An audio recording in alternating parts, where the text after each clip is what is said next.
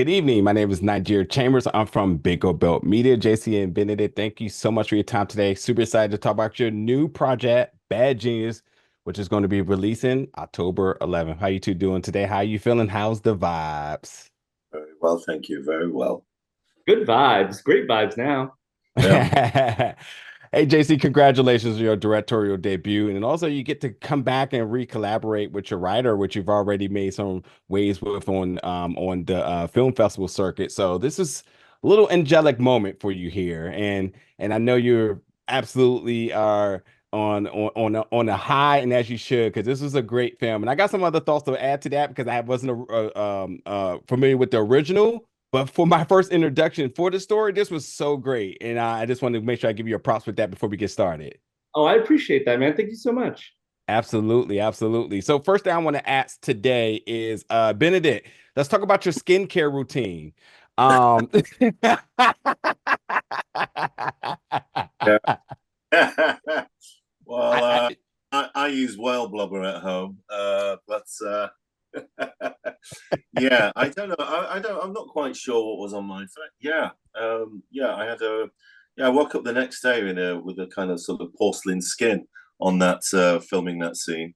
Um, but yeah, his dad will go leaps and bounds to buy very expensive skincare to influence his daughter to get yeah, where she can get to, yeah, even though he doesn't have the money. You know, this yeah. is like this proud dad who just wants to give her as many opportunities as possible. You know.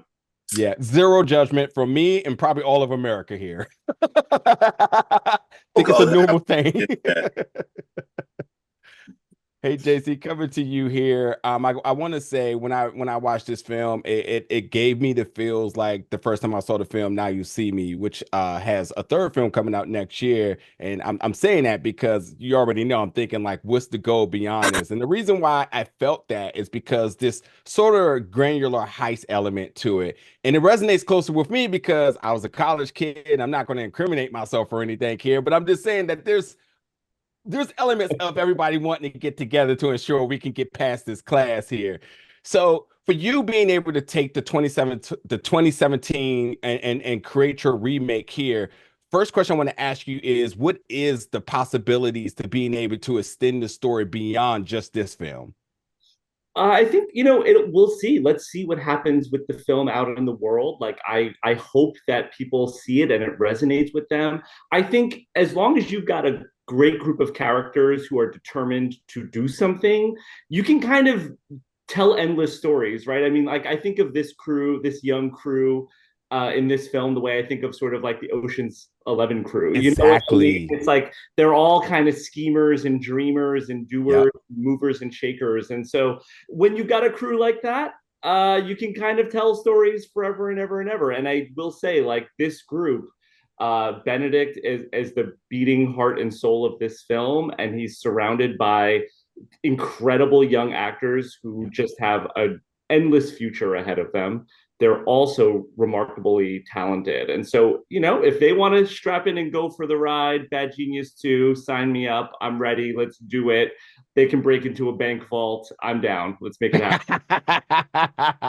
I love it. I love it. And like honestly, coming right to you, Benedict, with that, because that was truly what I was going to ask you is about, you've obviously worked with a lot of young actors and stars, and Kalina definitely reaps that pretty early in her career right now. So I wanted to ask you, why was it special working with her, building that father-daughter relationship, and also with that being, sort of umbrellaed around grieving. Talk to me through the process here. I mean, just fantastic work from her. I mean, it's her debut. Let's definitely let that be known. And someone that just walked on as the lead was like seasoned. Like just like from a past life. Just fantastic work what she did. I mean, it was so lovely just to kind of hone in on our bubbled relationship where really we were just taking care of each other, on and off screen, and yeah, he's this proud father. He just wants to give her everything, He's trying to honor his late wife, with the security, but yet she wants her dreams, and we all want our dreams as between parents and kids, and it's just like that is the key, is allow them to find their passion, and then they never need work again, and but it was fantastic watching her work. I mean, it's just like effortless, and it's just like, what an incredible career that she's going to have, Yeah, definitely. Yeah, couldn't agree more there. JC, I would be remiss if we didn't talk about another character who wasn't played by an actor, and that's the score of this film. A lot of this doesn't work without obviously the elements in terms of why music is important, but obviously the score being a very pivotal part in some of these scenes was really just something that I had to kind of go back and watch again because I was so eyed in on it.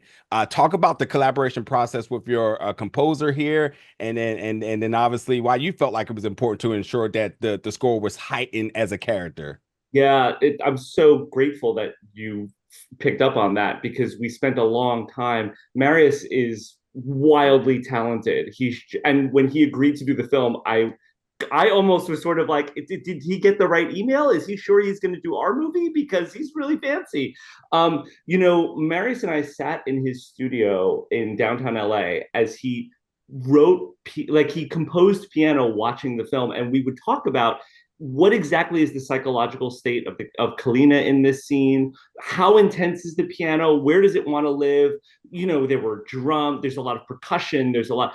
I mean, the music in so many ways, math, and so the film has a lot to do with taking math tests, and math and music are so intimately related in a way that I just feel we don't often see dramatized.